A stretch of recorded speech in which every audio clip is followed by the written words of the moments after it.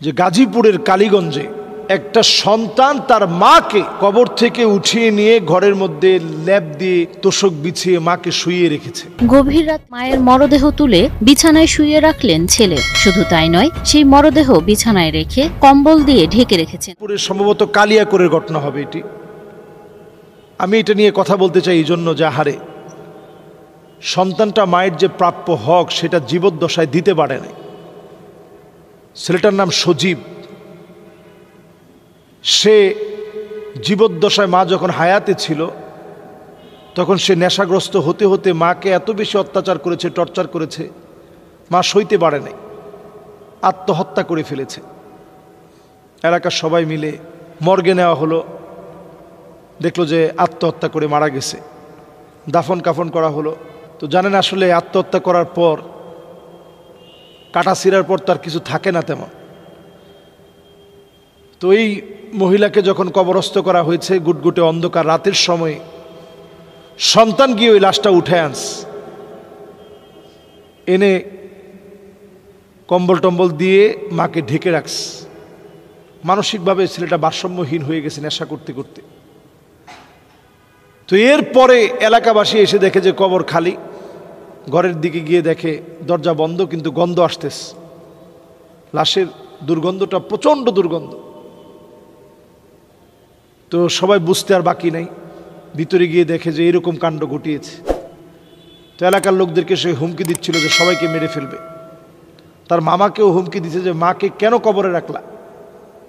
তা আমরা অনেক সন্তানই আছি, বাবা মার জীবদ্দশায় আমরা বাপ মাকে চিনি না।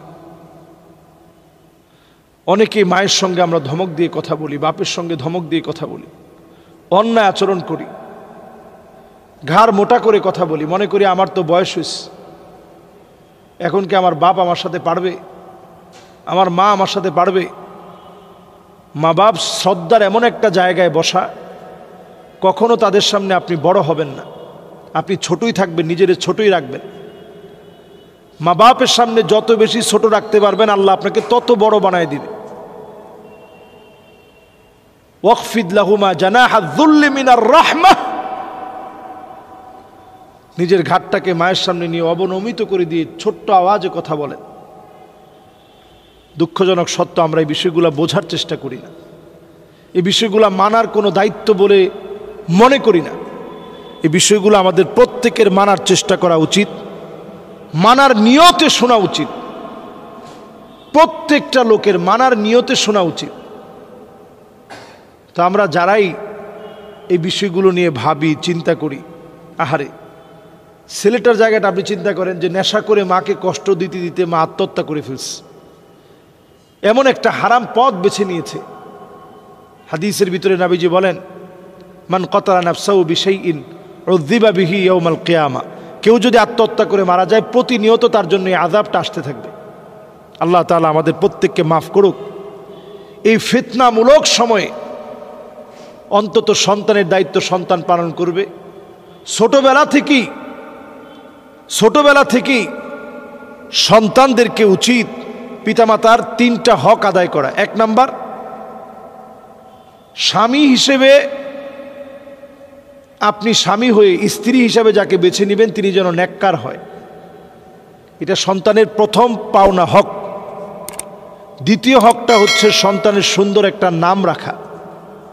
তৃতীয় নাম্বার হক হচ্ছে সন্তানকে ছোটবেলা থেকে আল্লাহকে চিনানো। এই যে এই ছেলে কবর থেকে উঠে আনছে, আসলে এই ছেলে আল্লাহকে চিনে না, আল্লাহকে জানে না, আল্লাহকে বোঝার চেষ্টা করে না। আমরা আমাদের প্রত্যেককে ছোট্টই নাসিহাটা করতে চাই যে পিতামাতার ব্যাপারে সজাগ হন। জীবনে যা প্রয়োজন আল্লাহর কাছে চান, পিতামাতার সাথে সুন্দর আচরণ করেন, আপনার ভাগ্য পরিবর্তন হবেই হবে ইনশাআল্লাহ। যে সাম্প্রতিক এক নেতা বলেছেন যে আমি হিন্দুও না, আমি মুসলমানও না। এই কথা বললে আসলে কেউ যদি মনে করে আমি হিন্দুও না, আমি মুসলমানও না, আসলে এটা কোনো কিছুই না। যেটা জামাও না পায়জামাও না, তো এটা কি? জামাও না পায়জামাও না, এটা একটা উন্না হইতে পারে। তো আসলে আপনার জীবনে মূল্যবান হতে হলে আপনার জামা হইতে হবে, নাহলে পায়জামা হইতে হবে, কিছু একটা হইতে হবে।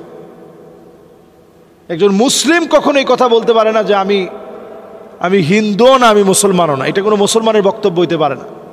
একজন মুসলিম যদি মনে করে আমি হিন্দুও না আমি মুসলমানও না, এটা আসলে কোনো মানুষই না।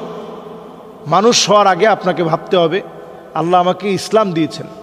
আপনার নেতার চাইতে দল বড় হইতে পারে, দলের চাইতে আদর্শ বড় হইতে পারে, আদর্শের চাইতে রাষ্ট্র বড় হইতে পারে, রাষ্ট্রের চাইতে ইসলাম আমার কাছে কোটি কোটি গুণ বড় হতে হবে, নাইলে ইমান থাকবে না। এর নাম ইমান। ইমান কোনো ঠনকো বিষয়ের নাম না। খালি আপনি বলবেন যে আমি সুন্নি মুসলমান, আল্লাহ আপনাকে মাফ করে দিবে, এত সহজ? ঈমানুস সাদিক, ইমানটা নির্বেজাল হতে হবে। হাদিসের মধ্যে নবীজি স্পষ্ট বলেছেন যে খালিসান মিন কলবিহি আও নাফসিহি, মন থেকে কালেমাওয়ালা হতে হবে। মানে শুধু আপনি মুখে বললেন যে আমি কালেমার সাথে আছি, আল্লাহ তাআলা এতে করে আপনাকে মাফ করবে না। মন থেকে কালেমাওয়ালা হতে হবে। মন থেকে কালেমাওয়ালা মানে বাতিলের কাছে আপনি আপোষ করবেন না, তাগুতের কাছে আপনি মাথা নত করবেন না, বাতিলকে খুশি করার জন্য অথবা আপনি হিন্দু ভাইদেরকে খুশি করার জন্য আপনি বললেন যে আমি হিন্দুও না আমি মুসলমানও না, আমি একটা পাগলা। এই জাতীয় কথা যদি আপনি বলেন, আপনার মুসলমানিত্ব টিকে না। আর আল্লাহ তাআলার কোনো প্রয়োজন নাই এই জাতীয় মুসলমানের ঈমান গ্রহণ করতে হবে আল্লাহর। যদি আপনি 800 কোটি মানুষ সবাই ঈমানদার হয়ে যায়, আল্লাহর কোনো লাভ নেই। 800 কোটি মানুষ সবাই যদি কাফের হয়ে যায়, আল্লাহর কোনো লস নেই। এর নামই ঈমান।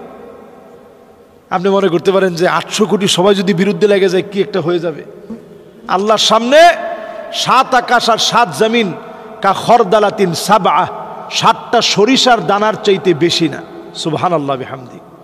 আল্লাহ এত বড়, সে আল্লাহর বড়ত্বের সামনে আমরা একেবারে তুচ্ছ, একেবারে নগণ্য। সুতরাং কথা বলতে সাবধান হয়ে কথা বলতে হবে। শেষ একটা হাদিস শোনাতে চাই। নবীজি বলেছেন মা ইয়ালফিযু, নবীজি হাদিসের মধ্যে বলেছেন যে ইন্নাল আবদা লা ইয়াতাকাল্লামু বিল কালিমা, মানুষ অনেক সময় কথা বলতে গিয়ে এমন কথা বলে ফেলে আবআদু বাইনাল মাশরিকি ওয়াল মাগরিব, জাহান্নামের এত দূরে দূরে দূরে দূরে চলে যায় যেটার গন্তব্যের কোনো শেষ নেই। তার মানে কথা বলার ক্ষেত্রে মা ইয়ালফিযু মিন কাউলিন ইল্লা লাদাইহি রাকিবুন আতীদ, প্রত্যেকটা কথা বলার ক্ষেত্রে আপনার চিন্তা করা দরকার যে কথার ব্যাপারে জবাব দিতে হবে। নবীজির কাছে একজন সাহাবী আসছে, আয়েশা বলছে ইয়া রাসূলুল্লাহ আপনি আমারে নসিহত করেন, আর ওয়া আউজিস সংক্ষেপে নসিহত করেন। নবীজি 3টা নসিহত করলেন, এর মধ্যে 2 নাম্বার নসিহত করলেন এমন কথা বলবা না ইয়াতাযির, যেটার কারণে তুমি লজ্জিত হতে হয়, আবার মাপ চাইতে হয় যে ভাই আমার ভুল হয়েছে আমার মাফ করে দেন। এই জাতীয় কথা বলার ক্ষেত্রে আগেই সচেতন হবেন। যে লোকটার ব্যাপারে প্রশ্ন আসছে তার কথা সবসময় বেপরোয়া, এজন্য কথার ব্যাপারে আপনি সংযত হন। কথার ব্যাপারে প্রত্যেকটা কথা আল্লাহর সামনে জবাব দিতে সম্মুখীন হতে হবে। আল্লাহ রাব্বুল আলামিন আমাদের প্রত্যেক কথা সজাগ দৃষ্টিতে বলার তৌফিক দান করুক। আল্লাহ তাআলা আমাদেরকে মাফ করে দিক। আসসালামু আলাইকুম ওয়া রাহমাতুল্লাহি ওয়া বারাকাতুহু।